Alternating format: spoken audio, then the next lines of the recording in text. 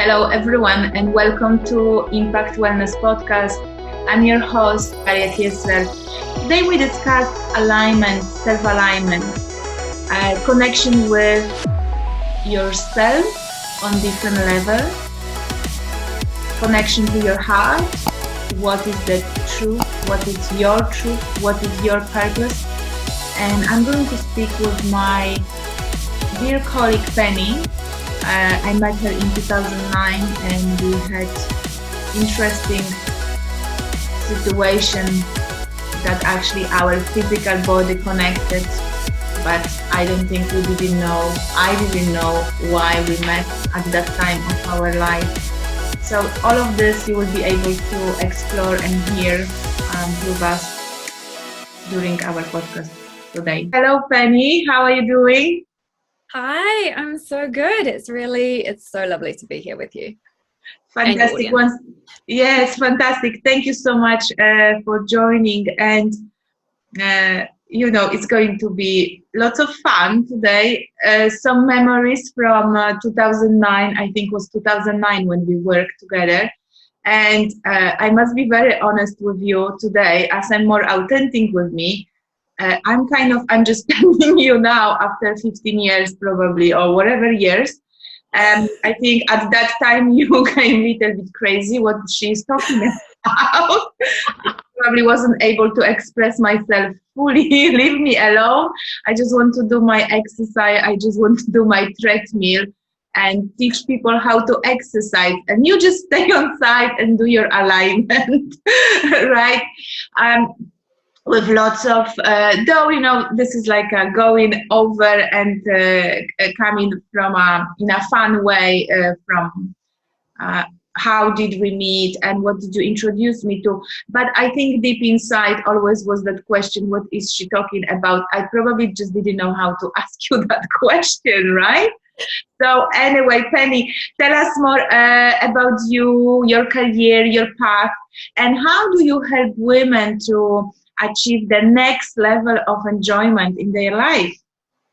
Oh my God. I just love that we're remembering back to around 2009. I love that you remember what year it was. That's awesome. That's super cool and hilarious that you're like, what is she talking about? You want me to talk about how I help women, or you want me to talk about how I kind of got into this career path first of all? Whatever, yes. How did you go into career path and then, driving slowly? How do you help women? How this is kind of transitioning you and why did you went into that path, right? What really was there for you that did attract you to say, okay, this is what I want to do. This is what is my purpose. Because we're going to talk about purpose, self-alignment and purpose and your truth, your authenticity, right? Absolutely. Thank you for asking. So I got into personal training through it started through something that wasn't a happy thing. So when I was 19, my dad died quite suddenly, and I just at the time couldn't deal with the emotional impact of that, and so I was sort of finishing off a year of contemporary dance, and I had a really bad ankle injury, and so I couldn't really continue to dance. And I remember seeing a magazine through bodybuilding, and I was just like, I want to do that, because at the time I had really terrible body image issues myself and felt that I was fat, and of course you're dancing, you're going to think you're fat, and I mean I was heavier than I am now, but really low self-image issues, and I just thought, that will solve everything. And subconsciously, of course, I didn't know this consciously, but subconsciously I was like, okay, that will take care of the emotions because we won't have to feel that. And so I basically exchanged emotional pain for physical pain, because I would train very, very intensely, and I was on an incredibly strict diet, not one that I would recommend now. And then I picked up a lot of injuries during that time as well, that kind of carried on into my sort of later life. And because I wasn't listening to my body, because I wasn't listening to my emotions, I was trying to squash it all down through the training. And then sort of fast forward to me moving to London, and I at the time was temping to travel. So I'd temp somewhere like you know, reception work or something, and then save money and travel. And I was just getting sick of coming back to a job that didn't feel passionate to me. And so then I was like, oh, well, I love physical exercise. So I trained as a personal trainer.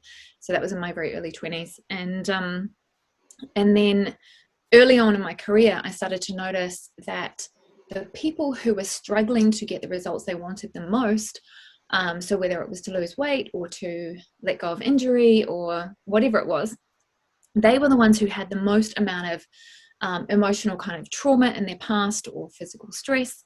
And so I was just like, whoa, like I'm going to need to do something about this. And so I started to, I remember asking a client, just as you do, how are you, when she arrived, and she just burst into tears. And so we ended up out on the fire escape doing like my first ever rudimentary life coaching session.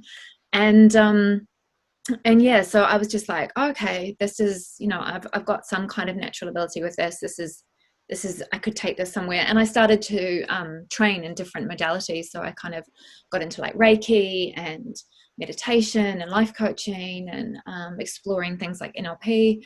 And I was just like, yeah, okay, this is actually going to, that actually helped me sort of shift clients in a different way. And when they turned up presenting with this huge stress from their day, or because their relationship's fallen apart, or their kids doing blah, blah, blah, then I had a different modality to kind of work with them. And yeah, and that just kept progressing from there, basically. And I started to realize also how much I needed this for myself. And it was only kind of around this time that I finally recovered from that ankle injury from when I was dancing, because I started to shift things internally. It was never an external kind of thing. It was how I felt about my injury and what I blamed it on and the different things I was saying to myself in my head. So I was able to move on from that.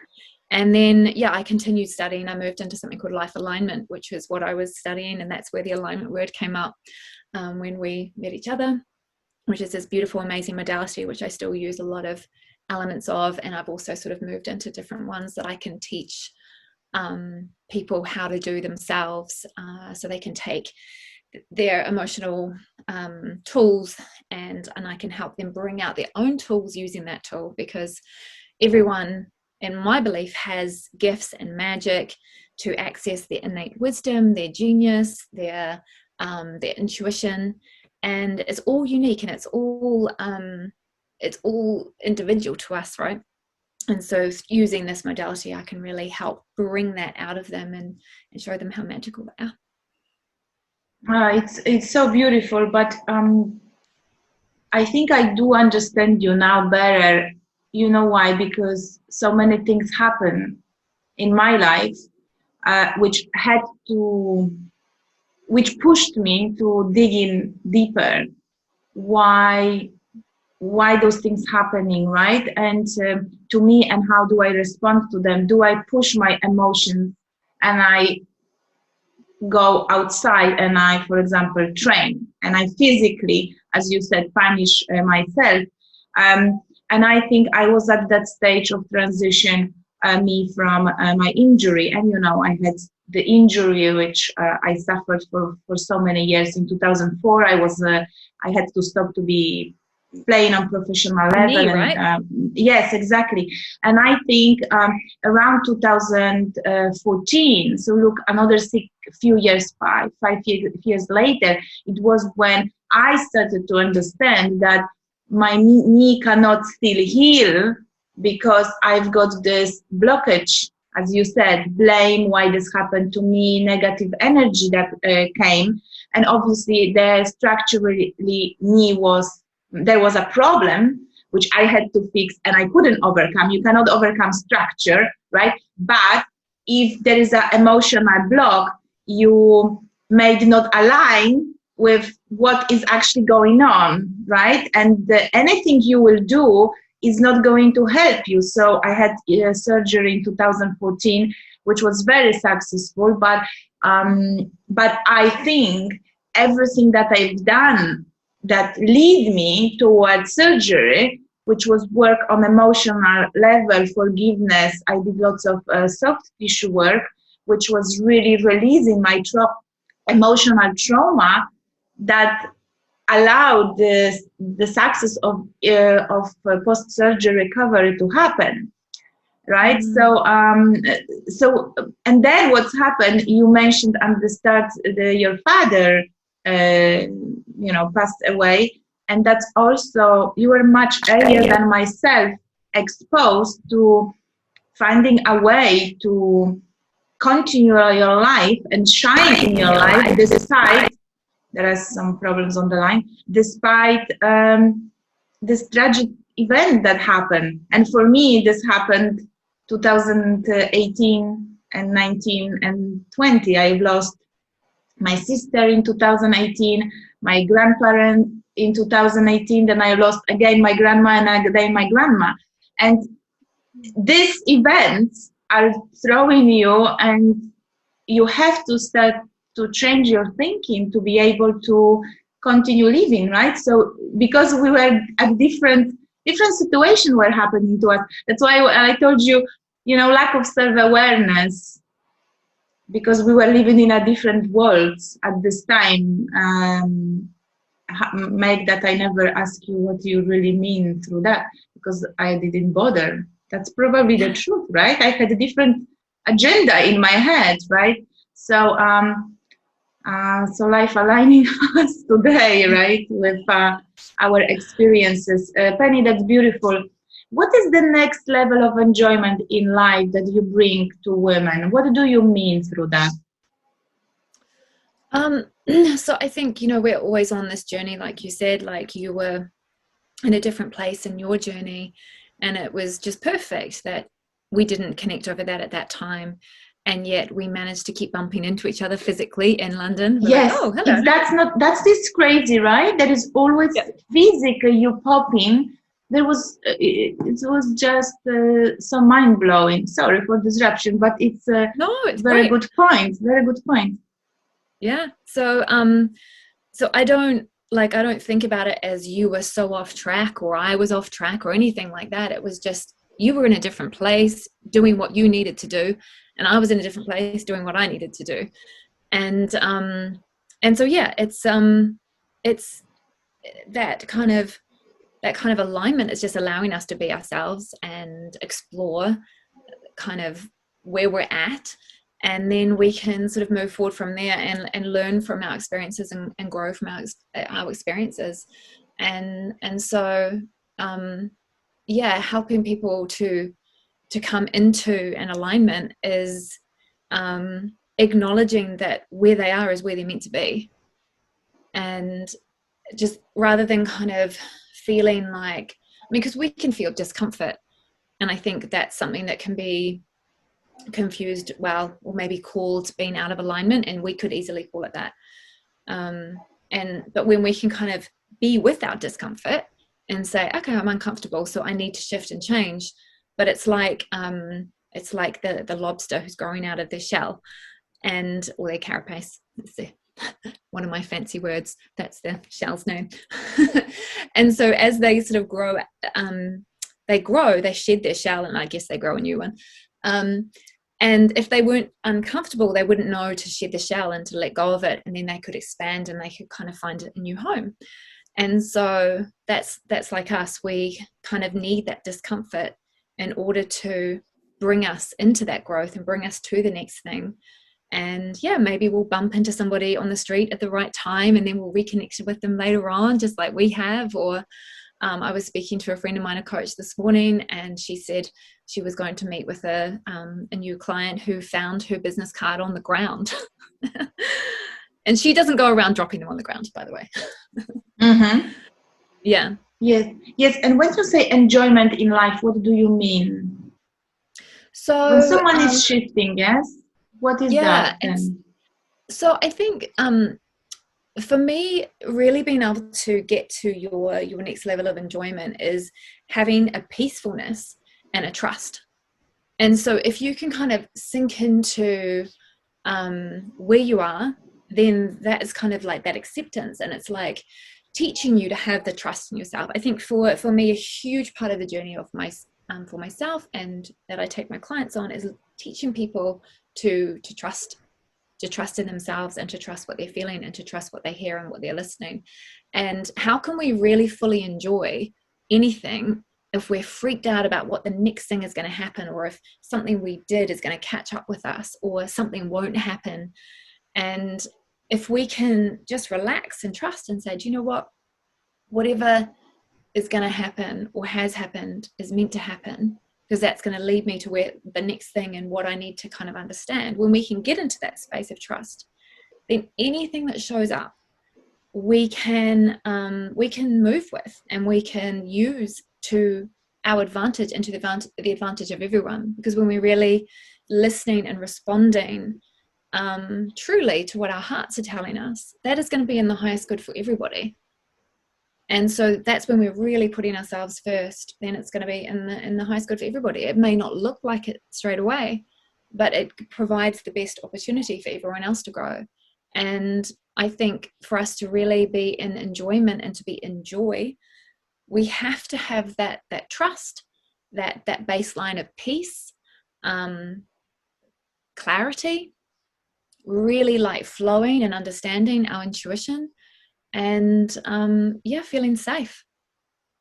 Right. And how do we develop this trust? Because that is not easy, right? Mm-hmm. And I practice myself, right? As what you're saying, right? Trying to trust whatever life brings me, whatever comes on my way. After those years of developing myself and trying to understand myself, why certain events happen in my life. But as you said, when they are happening, you just like, fuck, why is me again? Why is that? You know, I just have enough. I just want that this luck comes, right? So how can we stay connected with our purpose, our path? So when this moment comes, we actually, okay, that's fine. I'm staying peaceful here. But also, how can we notice those, what needs to happen in, or maybe like that, what needs to happen in order that we notice these physical manifestations that come into saying, listen, this is what you're supposed to do. This is right space for you. I know for myself, I look for numbers, right? But that is coming as a result of searching after my sister passed away, right? So I dig deeper. But what would be your advice to someone like that who is like, you know? Yeah, I mean, it's such a good question, because I think there's so many things out there that are like, you just have to trust and you just have to believe. Yes. And it's like, oh, dude, honestly, how the fuck do I do that? And so it is, for me, about, again, saying like, where are you right now? Like if I give you a map and I say, okay, I need you to get to point B, and you're like, sure, but I don't even know where I am, so this map is useless. And so that's kind of what it feels like to me if somebody says just trust. And so it's about knowing where you are. And it's like where you are now normally is in a space of I can't trust myself, because I've had experiences where I thought I was trusting myself and they have gone badly. I'm terrified of doing it because of this and this. And so that's where you are. You're in a space of distrust. You're in a space of fear. You're in a space of lack of safety. And so in order to really fully be there, you have to have that courage. And and I always tell this to my clients, when you're most courageous, that's when you feel most afraid. And so that's how you know you're being courageous. And so you just sit there in that lack of trust. And when we are, and this is the basis of all of the work that I do with my clients, especially at the beginning, but all the way through, is that it's about really feeling and sinking into the physical sensations that you get from the emotion and into the actual emotion itself. And so if it's that lack of trust, what's coming up? Oh, it's fear. Most of the time it's fear. It's going to be all these different kind of feelings that are kind of in there. It's like, I'm not safe, I'm afraid. It's like, where in your body do you feel that? Like, allow yourself to connect with that. So a lot of people, it might be in their gut, it could be in your knee, could be in an injured kind of place, it could be in the back of your neck. It doesn't matter where it is, it could shift around your body. But you breathe and you center yourself and you be with that feeling. And sometimes it's outside of you as well, like almost like it's all around me or in your entire body. There's no kind of right or wrong. And it's important to understand that everyone's process is slightly different. And so as soon as you choose to then be with yourself as you're in fear, as you're in discomfort, then all of a sudden, instead of running away from yourself and saying, you, myself, are not good enough when you're afraid, ashamed, I'm saying, okay, I'm going to walk closer to you and I'm going to do this beautiful act of self-love, unconditional self-love, as I'm going to walk up to myself in my greatest time of despair, fear, where I would normally hide away and not show anybody. And I'm going to show up for myself. And so that's what you're doing when you're feeling that emotion. You're literally saying to yourself, you are good enough no matter what. And you'll be feeling in that time, whatever the emotion is, afraid, guilty, whatever that is. And you're sitting there, so it's not going to feel nice. But as you start to practice this, you may also notice a certain sense of relief. Oh my God, I finally showed up for myself. I'm finally here. I'm not alone anymore. And I don't have to keep running. You know how you hear in movies, right? I don't know, somebody who's been like running from the law for like 20 years or something, and they finally go, okay, just throw me in prison. And they're kind of relieved because they don't have to run anymore. And so it's like that. We're no longer running away from that thing that we think was the worst thing in the world. And those are those feelings that not being able to trust yourself bring up. And when you can work through them, and it's a progression, right? So it's not like I don't trust myself and now I do. Yes. It's like, okay, so I can trust myself with these things some of the time. That's a great progress from not trusting myself with anything. And then you go, okay, what can I trust myself with now? Oh, I feel like I can't trust myself there. Good, let me feel those feelings. And so you just keep progressing through that continuum of building up the level of trust. I really like that you mentioned progression, because I think we often forgetting that anything we're trying to do or achieve in our life or change is a progress, is a process. Nothing happened, as you said, I trust, I don't trust. I have a body lack of confidence. Now I have confidence with my body. I am overweight 10 kilos. Now I'm not overweight 10 kilos, right? This is why those quick transformations on anything, they just don't work. It's the same as when you build a business. You cannot just build business over 3 months, because there is going to be some problem on foundational level, which you might notice. You might not have awareness about that. And I'm so happy that you're talking about that, because we need to stress that anything you're trying to do, whatever, to improve, to achieve the next level of enjoyment is a process. And actually, probably you should enjoy the process itself, right? And that is another problem. People don't enjoy the process. Why is that? Why they don't enjoy the process, Penny? What do you think? I love that you bring that up, because it's like, if we think about it, like right now, as I'm in this process of learning to trust myself, I'm living my life, you know? And it's like, this is a piece of my life I'm never going to get back.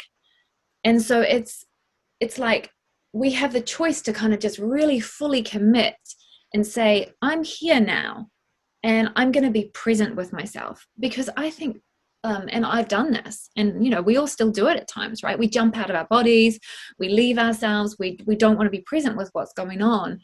And it's like, well, where are you going? Because, you know, you chose to come down here and live in this body and be in this life. And what a beautiful, amazing privilege that is. If you're not in that space of feeling that yet, don't worry about it, because you can get there by feeling that you don't feel it.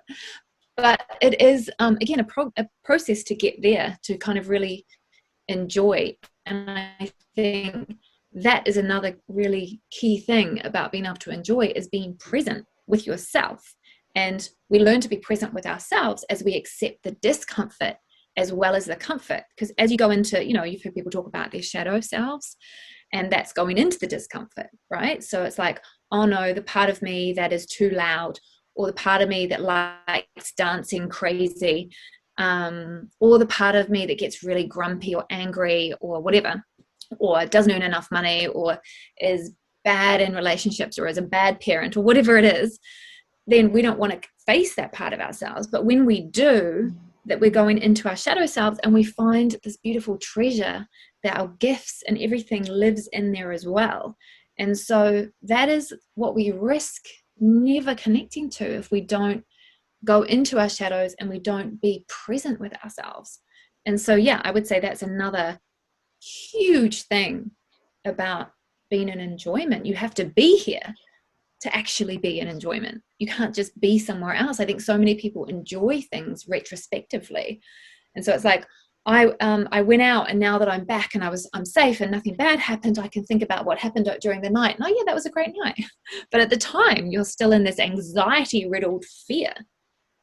Yeah, I want to stress out that we, in our podcast, always going beyond physicality, right? Because, and I believe Penny wellness, and you can give your definition on wellness in a few minutes, but that's why you're saying, I'm getting out of me and I'm getting back into me, because you're always referring to mind, body, and spirit in those three forms, right? It's not just me in a physical self, right? That's why that's probably what you're referring to, right? When you're saying like getting out of me, coming back into me. I think it's because that's how I would understand this. Mm-hmm. It can even be more simple than that in some ways, because you can just think of it as literally like your focus disappearing. And so let's say if I say to you, okay, I want you to start thinking about your power bill and how much that's going to cost you over the next, you know, people who are worrying about their finances, people who are worried about whether someone's going to leave them in a relationship or something. It's almost like you have this part of you that is constantly worrying about that all of the time. So your focus is gone. And yes, I think there is an actual, like, your kind of, maybe your presence inside your body is kind of gone a little bit. I think definitely that your alignment has disappeared. So that's another kind of way of looking at alignment. You're not aligned with your physical body. Your presence, your energetic presence has kind of left. And it's left through your focus and your attention being drawn away by this anxiety, by this pressure, by this worry and this fear. And it's like, it feels like if you come back into your body, that's where it all is. Like, and so a lot of people don't want to come back into their bodies and sit in their bodies because they notice that their shoulders hurt, they notice their knee pain, they notice that they feel not good enough, they notice that their anxiety gets stronger, because this is the only place we can deal with anything, is in the present moment as it's happening now. And so whenever if I'm coaching somebody, whether it's past life stuff or stuff when they were a kid, it's like, what's happening now? Because we can only deal and heal with things as it's happening. So it's like we go to that moment and we become embodied, and that can be a process, just having the courage to come into your body. Yeah, and you use word embodiment, and I was wanted to stress out, it's so important to embody whatever we feel. But I think that is another level of struggle for so many, because you said people noticing pain, but often they noticing pain when it's really, really strong. Often they not noticing this gentle touches of our body that say there is, or our emotion on our inside, that there is something going on, right? That's why the embodiment is an important part of your transformation, and where you probably should start with. And let's talk about weight loss, right? I talk about this a lot because lots of female that comes to me struggle with that, and you also have lots of experience about it. But what is different than weight, than just embodiment of anything that came to you over some period of life and just stuck? in a weight, right? Yes, it's a training, like of nutrition, all of this, but we both know that is much more than that, right? How do you think, or you have any technique that someone could tap into their connection with the body? There is any technique you could share with us? Do you mean for embodiment, or for Yes, embodiment yes. to do with weight loss, or No, leaving it just off? generally, I just gave weight loss as an example because I think it's classical example when we forgetting that the weight is not only weight.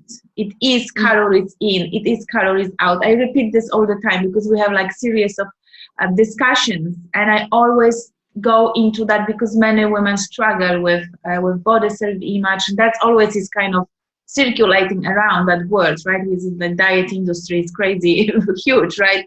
Every time new books coming out, but just any for anything, how can we align, or how can we feel and embody ourselves with what really happen in our body, right? How can we connect with this? There's going to be some different things that are going to really click with different people.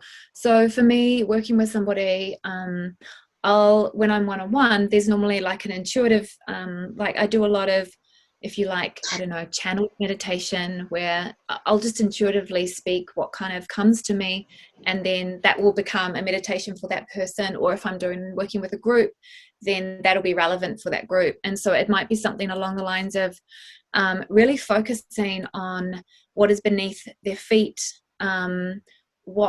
what they need to kind of connect to energetically, really drawing their attention to their physical body, noticing their physical body, feeling different sensations can be like a really powerful thing for people. But some people, they need to kind of almost deal with the fear of doing that first. But often people can get into their bodies when it's just their attention, their intention and their attention is focused on actually putting your mind into your body and noticing and relaxing different parts, or seeing them different colors, or different kind of allowing your connection to nature, and let yourself grow roots through your feet is a classic one that is really beautiful. Connecting into nature, actually getting to nature, lying on the ground, climbing a tree, doing whatever it is, and just being in your body. So I think movement, I mean, you and I are very big advocates for movement, but learning how to move your body in different ways, and feeling what different things feel is a huge part of becoming embodied, like using our bodies. Like, so many people don't really use their bodies. Like you or I, after we finish this, we'll be like, okay, I want to move now because we've sat down for like an hour, right? But I think it doesn't necessarily have that same impact on some people, because their bodies kind of get used to kind of just slumping and not breathing fully, and not having that kind of mobility and stretching going on all the time. So we've kind of, if you, I mean, that classic saying, if you don't use it, you lose it. And people think it's because of aging that you get hunched over and you start to limp, and you can't squat down to the ground anymore, and you can no longer get out of the chair. It's like, well, if you haven't been practicing all of those movements with a bit more weight and stress and things like that, then of course it's going to disappear over time. Yeah, I like it because it's very encouraging, right? You don't, that's why they say you're not always what your age is really what your lifestyle is, what you eat, what you, if you train, how you move, how you're processing your emotions. So it's big scope of opportunity for anyone who thinks that genes are stopping him from, or her from becoming who they want to be. Lifestyle is a huge, and our environment is a massive contributor to what is going on with us. Penny, let's dig into this alignment. We went briefly from the start, but let's start with definition. What is alignment? So alignment is something, and then I also kind of want to almost contradict that as well, just to be annoying, but not on purpose, is that alignment, I think, is when you're aligned with your soul, you're aligned with your soul purpose. You feel that through your heart, maybe your gut, and it's kind of when you're doing what you're called to do, and it's like you're in flow and everything's feeling really beautiful and really good. And then sort of touching on, what we sort of touched on earlier is, like I said, when we met each other, neither of us were out of alignment, but we were quite different than we are now. But we were sort of maybe not as aligned with our purpose because we were further away from where we are. But all of that kind of being slightly out of alignment was bringing us here, which is a great thing. Because I think we can get really judgy on other people and judgy on ourselves. Like, look at where you are. You should be where I am. Normally is what we think, right? And I liken it to, because I've done a lot of training in parkour. The free running, and there's a lot of in personal training there is as well. There's a lot of training for balance, because obviously we know that's something that is key for doing a lot of different movements, and also for aging in a youthful way. We need to have a good balance. And so yes, when we would train balance, so you'd be walking along like a skinny railing or something, you're not training balance unless you're slightly off balance. So unless you're wobbling a little bit, you're not training your balance. You're not going to grow and you're not going to get better at it. So if we're just standing on the ground with 2 feet or even 1 foot and you're not wobbling at all, you're not training your balance. And so even earlier, when we were wobbling a little bit because we were out of alignment, that was helping us come more into alignment. And if we look back on ourselves now, in a year, 2 years, 3 years' time, we'll realize that we were wobbling a bit here too, but maybe a little bit less than we were 11 years ago. And so, yeah, I think alignment, again, it's a progression that we slowly get maybe less wobbly. Yes, I connect with this, and I believe that audience as well is going to get you, because it is like, let's say, with public speaking, the best people who in this job always will say, I am always fear, I have some fear, I'm shaky, and then they're doing all these practices before they jumping on stage to bring them out of the state. And it's just, I believe, a normal mechanism of brain, and actually is the good one.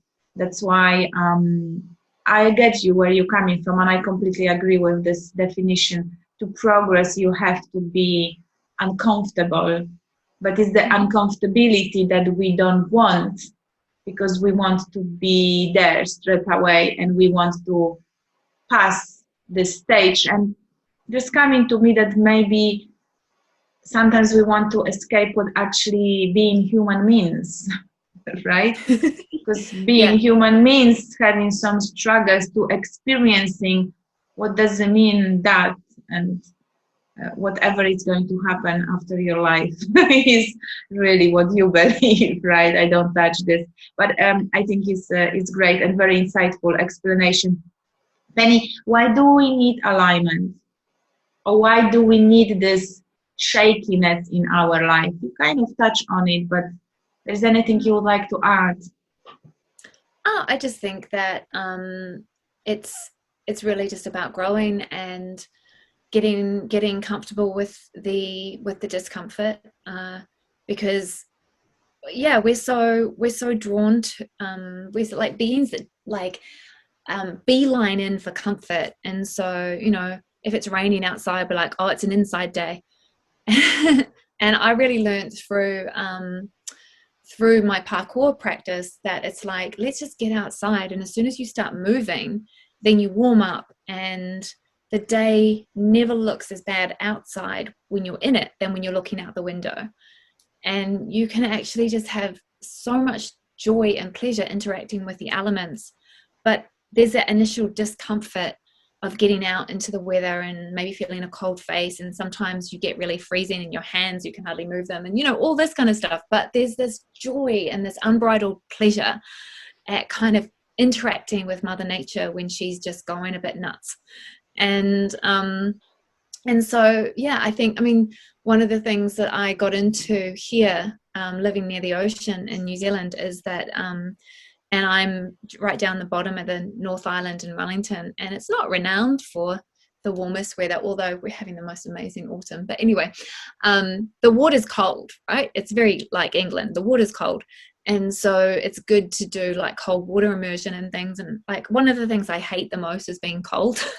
And so, yeah, I do things like have cold water bursts in the shower, because I know it's so good for your blood pressure, for your lymph, for waking you up and giving you energy. And so I love now swimming in cold water. And I mean, I still love being warm and things like that, but I'm much less like afraid of being uncomfortable with things I do, and I like to challenge myself in that way. And I feel like it just opens up your comfort zone, and then again, it brings you more possibilities for joy and curiosity, and you're like, that wasn't so bad after all. And yeah, it just gives you more life.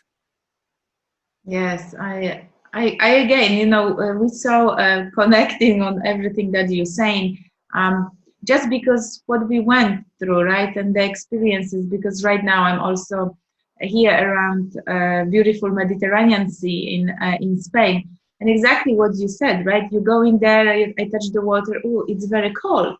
Where for me, right, because like you said, I like when it's warm, and I'm thinking of August when it's going to be so warm, so I can be comfortable in it, right? And sometimes we don't want to leave our comfort zone. And there is a reason for it, right? And we have to question what is the reason, right? And if there is a good reason, stay there. But if this does not helping you to move on with anything you want in life, you have to start to change this. And for example, Manel walks all the time with a t-shirt, and I'm like, are you not cold? It's so cold. He said, no, I just got used to.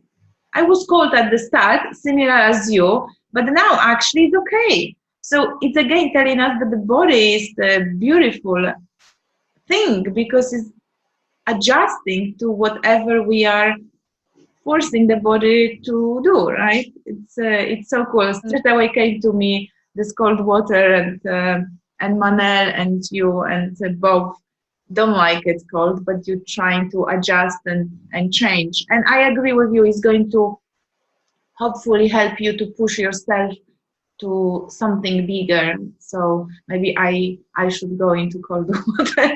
So I will consider this after that and send you some beautiful photo or video. Yeah, do a video. I want a video. Yes, I do that, Penny, for you. Penny, you are talking about 3 life-changing superpowers.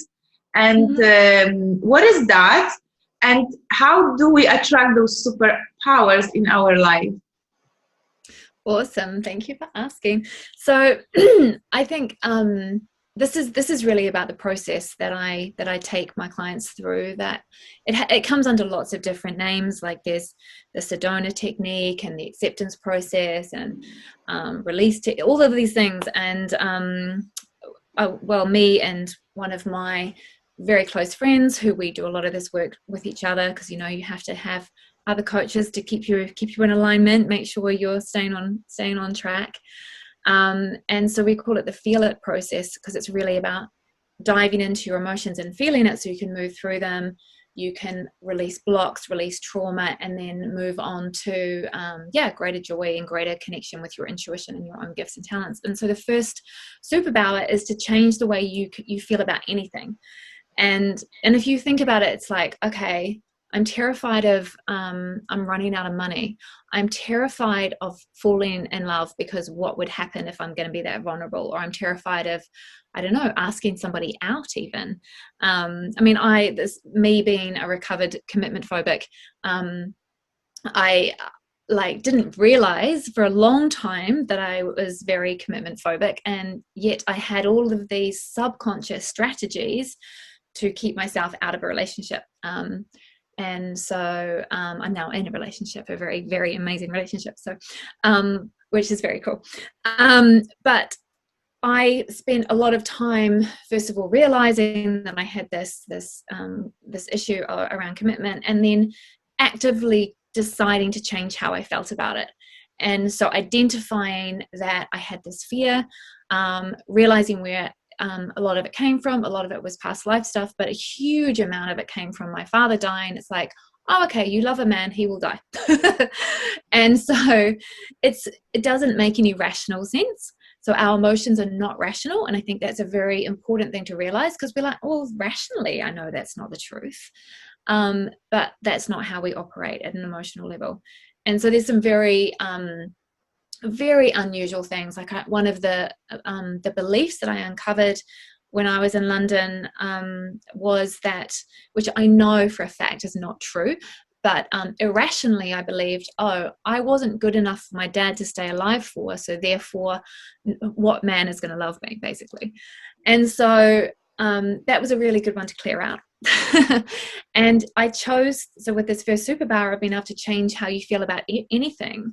Instead of running away from it, calling myself irrational, saying don't be stupid, letting somebody else talk me around and saying, of course you're worthy, build you up, all that kind of stuff. I was just like, no, let me feel this. Let me feel how that makes me feel. So afraid, so unworthy, and really feel through that. And then I was able to let it go. And I didn't try and change the feeling. I just sat with it. And I walked closer to myself as I was feeling that. And then the feelings would morph and change, get less and less and less in intensity. I quite often see them as colors or vibrations or frequencies. We all have different ways of perceiving things. Some people, it might be sound or whatever it is. And the feeling in your body will change. And so that's really your first superpower, is being able to change how you feel about anything. So if you have a fear of dogs, you can change how you feel about that. If you have a fear of somebody stealing all your money, if you make a lot of money, you can change how you feel about that. So yeah, that's the first one. The second one is to really sense and understand the underlying truth of other people or a situation. And that is amazing because it comes back to trust. And we really, the only way we can trust somebody else or a situation, whether it's a good situation to get into, whether it's a business opportunity, a holiday you might go on, a retreat, whatever it is, then is if you can trust yourself. And so if you can trust yourself, then you will trust the signals, the triggers, the emotions that come up when this opportunity presents itself, whether that's a relationship or whatever it is. And yeah, when you're trusting yourself, you're at that level of peace, and you're no longer constantly triggered by things. Because if we've got loads of, let's say, relationship triggers because we've been hurt in the past, then if, let's say, your partner's organizing a surprise birthday party for you, and you may pick up that, like, they're doing a few things that maybe they're trying to avoid answering certain questions or things like that. If you're super triggered, you're going to freak out. You're going to start questioning them. You're going to throw shade at them. You're going to be like, what the hell where have you been? Whereas if you're in a state of trust, and you're going to feel like, okay, maybe I sense something going on, but is there anything I need to be concerned about? And you'll be like, nah, this is fine. Okay, I'm just going to leave this. And then you're going to have this amazing surprise party. And so it's just really allowing yourself to really be in joy and be in flow, trust yourself, trust others, or trust situations. So that's going to be your second superpower. And then the third one is just knowing the right thing to do or say in any situation. Because how often do we think, oh no, if only I'd said that, or if only I did this. Well, when you're in this space of clearing out, and when I say clearing out, I mean feeling your emotions as they arise. It's not like you're going to try and get rid of all your emotions you've ever had in your life, because you don't get rid of them, right? You're diffusing them. And so as an emotion arises, as a situation triggers you, you choose to feel it instead of push away. And if you push it away initially, you come back to it. So if you're just working on maintenance all the time of just like we brush our teeth every day, maybe twice, ideally, then it's the same sort of thing. We check in with our emotional self in the morning, maybe in the evening. Something happens during the day, we spend a little time with it. If we're doing that consistently, then when something comes up that we're like, somebody might challenge you on something or say something that you don't like, or an opportunity might arise that you wouldn't normally kind of say, hey, yeah, and put your hand up for. And then all of a sudden you find yourself saying this, and like, whoa, where did that come from? And that was a perfect thing to say. Or you'll find yourself just doing something unusual, like, oh, I'm going to drive this way home instead of that way. Or, yeah, I'm going to accept that invitation, where normally you'd be like, I'm so not interested in golf, but why? Okay, sure. And you end up at this place, and then that changes your whole life. And so when you're really listening, and I think that is, again, I keep building on this, but again, another huge part of being in a space of joy and next level enjoyment is when you're really listening to yourself. And you can only really listen is when you're constantly defusing those emotional triggers all the time. And sometimes you've got a little bit to clear out first before you start picking up on that kind of listening. And you also want to recognize your own kind of way of listening. And the word listening might not work for you, but it could be seeing, it could be perceiving, could be sensing. And that is just sensing that innate part of you, your soul, your heart, your gut speaking to you and saying, hey, look, let's do this. I'm just listening, and I'm just knocking my head. You're right. This is just so cool, all of this. I think it's also so cool because when you experiencing by yourself, or what your guest is saying is you so much connecting to it, and you're like, okay, that is this, that is that. And I do hope that by this type of conversation, we are opening people or anyone who listen for different level of perception and self-awareness, right? Because often we start from, as you said, where we are. We are often in us lack of we lack of awareness. That's why we cannot progress. So I think, as you said, if you are recognizing, you are already winner. Because now is the matter of time that you will be able to change things or transform things. And sometimes you get back into doing things you don't like, that they don't nourish you. And you know this, but that's also okay. This is that shakiness. This is just this bumpy journey and bumpy road that you have to go for a different reason. Penny, how women can change the way she feels about her power, and how once she changes can show up for herself. Yeah. Well, you start off by I work with men and women, by the way, just to let you know. But no, we just, yes, men and women, right? Is anything. I think it's just because I started 2-3 weeks ago podcasting, and we were talking lots about women, and then we went into women body image with another podcast. So I'm just talking about women, but really anything that we talk about here today or another podcast always apply to men, because they struggle with food, they struggle with self-image as well, they struggle with their superpower, often over masculine, they're not touching their emotional intelligence in the right way that could empower them to be maybe better leader, maybe better boss, better manager, right? So I think he's a better father, right? So it's just man, listen and apply it as well. Cool. Yeah, I mean, I was just thinking about a lot of your clients were men as well when you were training them in the gym.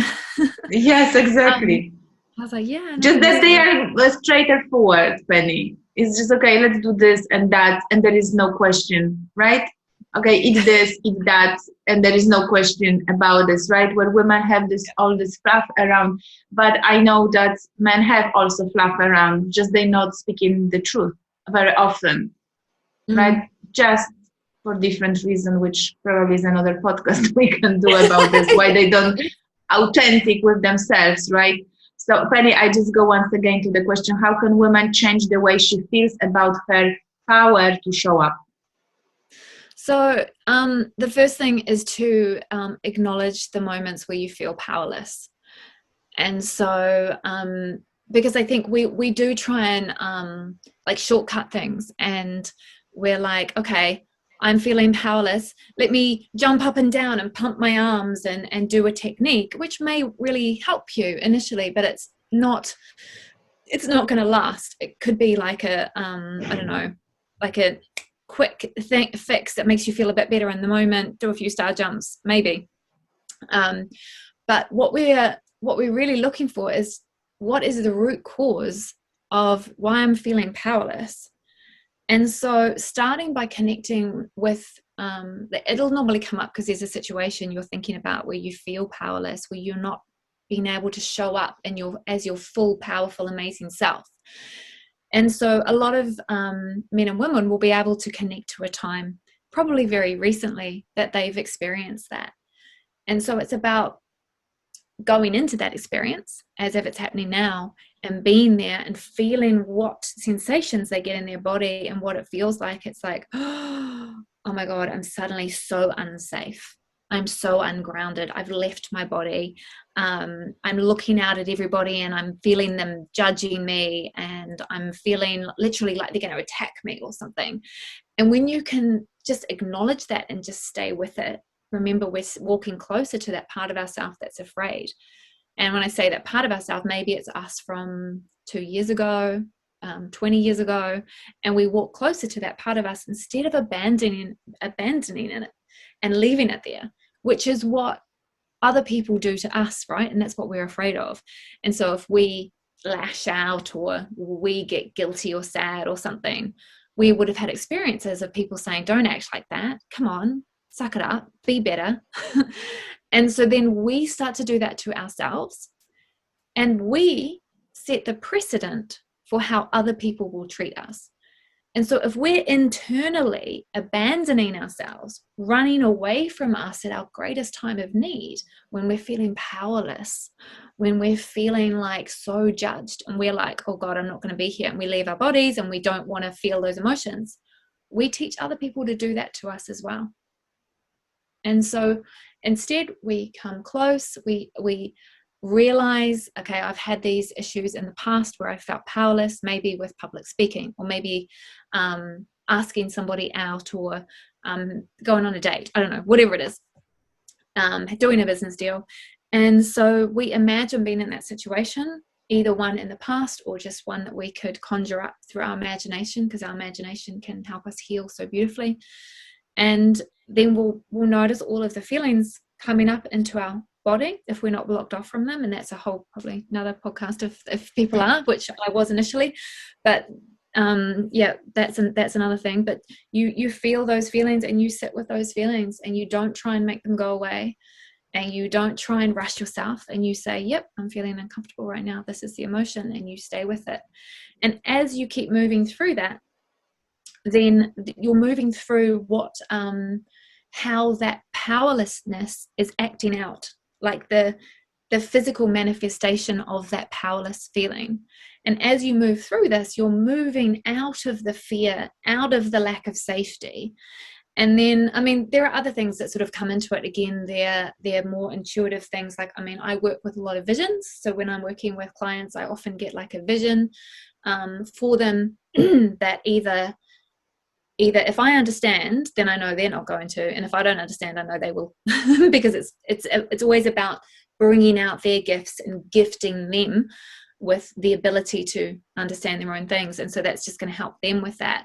And so yeah, it's about bringing it out in those people, but it's going to be unique with everyone what kind of the next piece kind of is. It's normally like an intuitive piece, but off it, but then my clients will learn to do that for themselves. And so I'll be like, okay, so what needs to happen now? And they'll connect in their own unique way of connecting to their intuition, and they'll be like, oh, okay, now I need to do this physical thing, this action thing, or now I need to do this thing within my own imagination that will activate something within me, or I need to read that, or I need to do this. And so it's like, then it's that final kind of cementing, securing it all in, and it allows you to really fully step into your power. That's why I stressed out the embodiment as a start of the journey, because this is something the most physical of us. But later on, we can progress into intuition, into use of our imagination, into brain functions, and what that mental or mind side allowed us to do, because we are very powerful there as well, right? And then you've got next level of growth and development when you start to see things that are talking to you. Like, for example, we bumped into physical self on each other, but I know that that was probably a sign from outside of physical self that brought our bodies together. So as we're talking through, there is always a progression. There is always a little step every day. And you cannot just suddenly, after listening our conversation, become like superpower, because maybe you can. I do believe in human power as well, right? You can do anything, but do not feel discouraged. And there is lots of information coming right now. Maybe you can get bits and bits and explain yourself. Maybe you can contact Penny or myself to further help you with that journey. We talked about this little bit, but why do you think, Penny, pain is a good thing? Because I do think the same. It's maybe initially bad stuff, but later on helps us to grow, right? What is your intake on that? Well, I mean, I don't know whether you're specifically referring to physical or emotional pain, but they kind of come into the same category, really. I guess one's just maybe earlier than another, or some people receive, like, pain hits them harder physically, and some people pain hits them harder emotionally, perhaps. It's such a amazing thing, because it gives you that opportunity, whether it's emotional or physical pain. And that's how I mean, sure, we get pain, we're not going to enjoy it straight away, right? And I'm not going to be any different than that. It's not like I sprain my ankle and I'm like, yay, this is an opportunity. It's not like that. It's like I'm the same thing. I'm like, oh my God, ow, I've hurt my ankle, I'm in pain, whatever, I'm going to do what I need to take care of that physically, and so on. And then when I'm back at home, let's say I've been running or whatever, I don't run very often, but anyway, I come back home and then I take that time to feel into, why did I need to hurt my ankle? What was the universe? What was my subconscious mind? What was my higher self trying to message they were trying to give me that I had not been noticing through smaller signs? Because I always believe that I always think of it like, if somebody's outside your window and they want to get your attention, they start off by like throwing like a little pebble at your window. And if you're kind of like got your headphones on and you're not listening, and they're here to pick you up and take you somewhere, right? And then they start throwing rocks, and then they smash a brick through your window. And then eventually, basically, they get to the point of like, this crane is like dropping this boulder on your house, and the whole, because some people get to that level of chaos before they listen. They've got horrible health things that come up. And, sometimes these are things that needed to manifest in order for them to have their journey as well. But there are a lot of times where we can actually listen really early and like circumnavigate these impacts and learn from those. But other times we just wouldn't have got the same lessons. We wouldn't have got the same learning if we had figured things out earlier. Like I with my parkour training, it was very intense, and my shoulders, I struggled with a lot of injuries in my shoulders, and that was I'd already injured them a lot when I was doing my bodybuilding training back when I was in my late teens after my dad died. And just the different things that I picked up from having to take breaks from my training, and how that made me feel, kind of letting go of that identity of being this strong, fit person who does this kind of thing. And then again, the next layer of that, when I moved home to New Zealand at the end of 2017, is I finally met this amazing functional nutritionist, and she helped me move through what was chronic adrenal fatigue. And I basically spent a year just lying flat on the ground and not doing a lot, because I couldn't do anything, because when you start to heal, things often get worse. And so but the things that I connected to within myself, within my inner self, my power, my strength, who I really am, the things that I really wanted to do, the emotional beliefs and baggage and stuff that I was able to let go of just through spending a lot of time processing and moving through that. And I feel that as a coach, as a healer, just like you are, we often have to have the rockier journeys, right? We have to have the journeys that are a bit gnarlier, take longer. So when I'm working with a client and let's say there's a particularly difficult session for somebody and they're like, oh my God, that was forever. And I'm like, that took you 20 minutes. You're kidding me. That took me like 5 years to move through.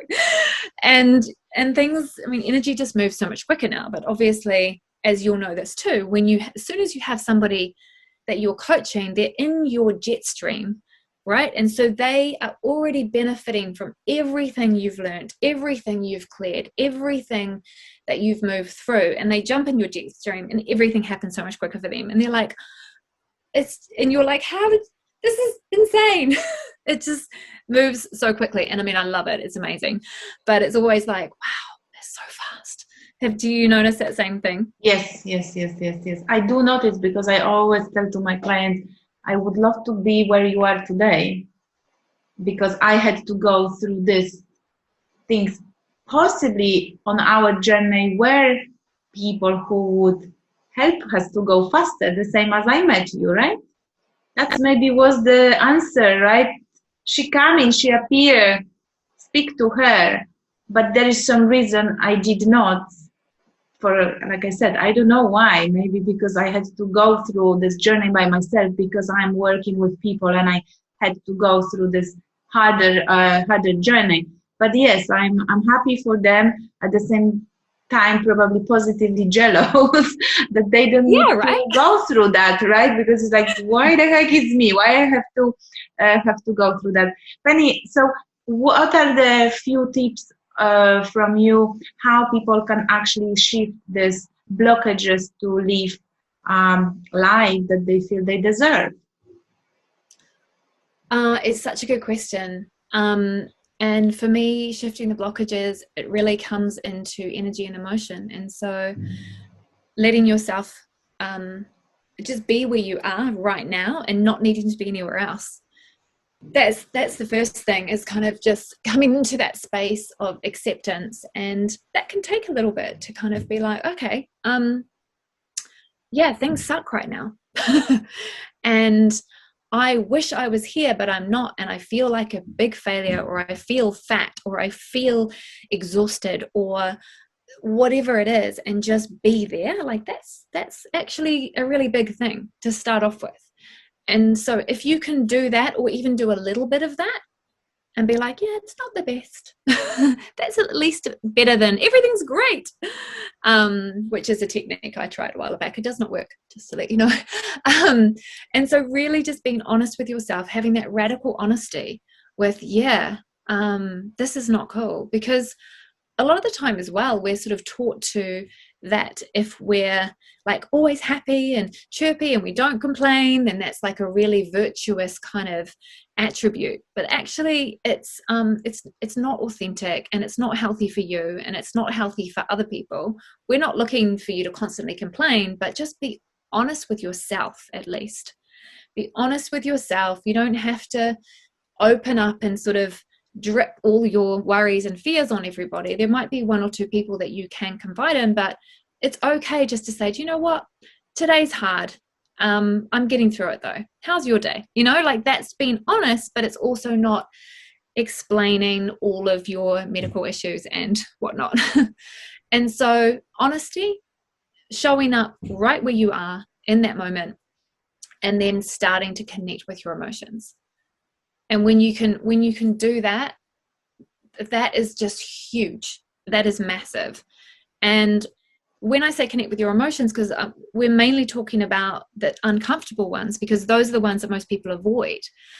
But then as you get good at that, it's also about honoring and acknowledging the really comfortable ones, the ones we prefer, because you'll find that a lot of people don't trust them, because they're like, I don't want to let myself feel joy in case it runs away and then I'll feel worse than what I did at the beginning.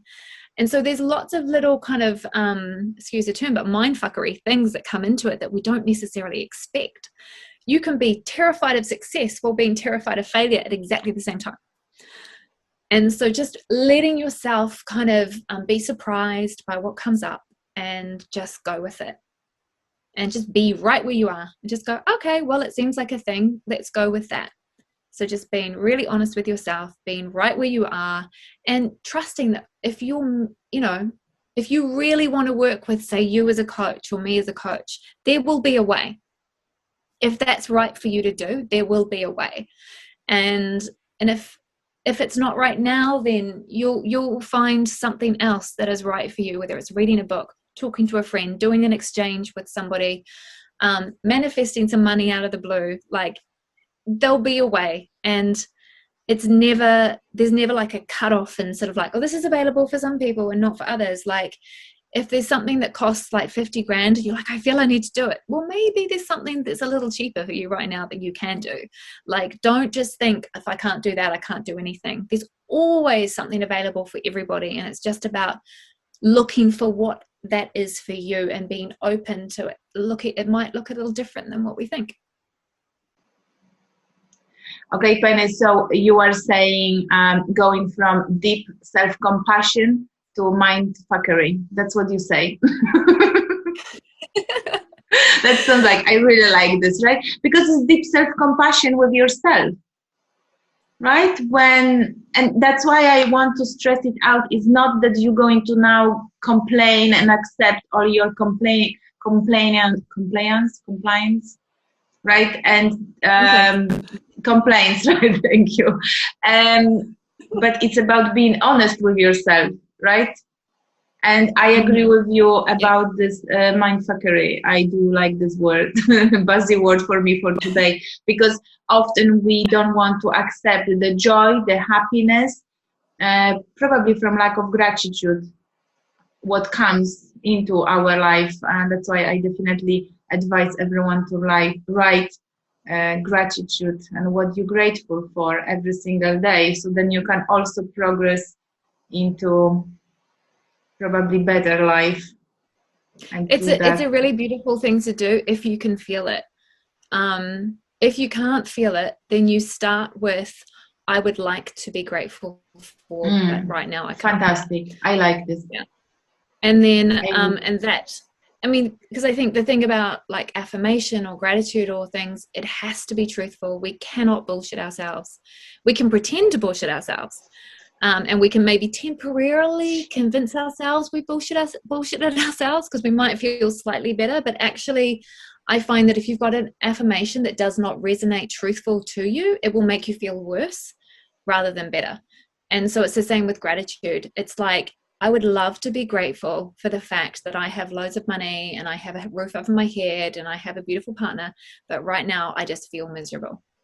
And so it's about being really honest with yourself. And you mentioned compassion, and that is being compassionate, and it's saying, right now, this is where I am, and I'm not going to try and be further ahead than I am. And I think a lot of this stuff, if you think too much, it becomes a bit of a mindfuck, because it's like, how can I possibly be terrified of success and failure at the same time? That doesn't make sense. How can I be scared of being happy? How can I be scared of having money? How can I be scared of being with this person I love? It's like, it doesn't make sense. And it really just, and that's why we think, I can't be thinking that, or that can't be an issue for me. Or that, so other people have that issue, but I don't. And when we actually really start to just trust what we're feeling, and we go, okay, well, if I'm feeling that, it doesn't mean it's the truth. So I could not trust you because you've got brown hair, and somebody who looks like you, who has brown hair, when I was 14, punched me in the face, perhaps, then that doesn't mean that I should distrust people with brown hair who look like you, right? So it's not, our emotions are not always telling us the truth. But what we need to do is acknowledge, this is where I am. I'm feeling this. And so right now, this feels like the truth. And so I'm just going to let myself be here now. And so it's the same thing if you're terrified that your partner's cheating on you, that could not be the truth at all. But because of you had a partner in the past that cheated on you, it feels so much like the truth. And so if you ignore it and you go, oh, I know he never cheat, I know it, then you're literally walking away from the part of you that's still terrified from that previous relationship, and you're teaching someone to abandon you. And often if you keep mistrusting somebody and you keep questioning somebody, what happens? They walk away from you, right? And so again, you go, in your own time, you don't have to even tell your partner about this. In your own time, you just go, oh my God, I feel so anxious because I feel like they're cheating on me, even though I kind of know they've just gone to the bank or whatever. And so you just sit with those feelings, even though they're not the truth. In some ways, they're your truth in that moment because it just feels like that. But when you can move through it, you can move into what the real truth genuinely is. Penny, just to summarize, I'm going to do the short exercise, few seconds. I'm going to pick 3 words, buzzy words for me that I have kind of connected with, and you please tell also 3 words. If they connect, if they are the same, that's fine. So kind of to reframe and refresh to our audience what we've been discussing. So my words are mindfucker. My word is self-compassion, and my word is being honest with yourself. Honesty. Okay, beautiful. Okay, so my words will be self-love. That radical act of self-love, of listening to your emotions and being where you're at. It will be trust, and allowing yourself to be on the journey to get to trust, and wisdom or magic, because every single person, and especially if you're listening to this, you have so much magic within you, and you have no idea how incredible you are, and you are so filled with wisdom.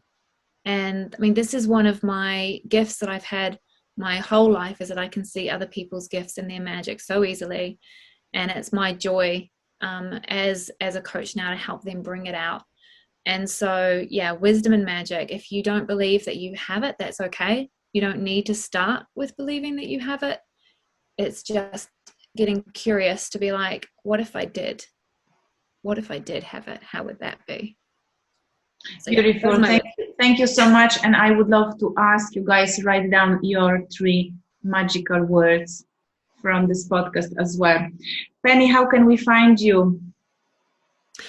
So my website, which I'm in the process of slowly, because I always do things that feel fun and feel at the right time. So I'm in the process of slowly updating my website. But yes, it is pennybeale.com.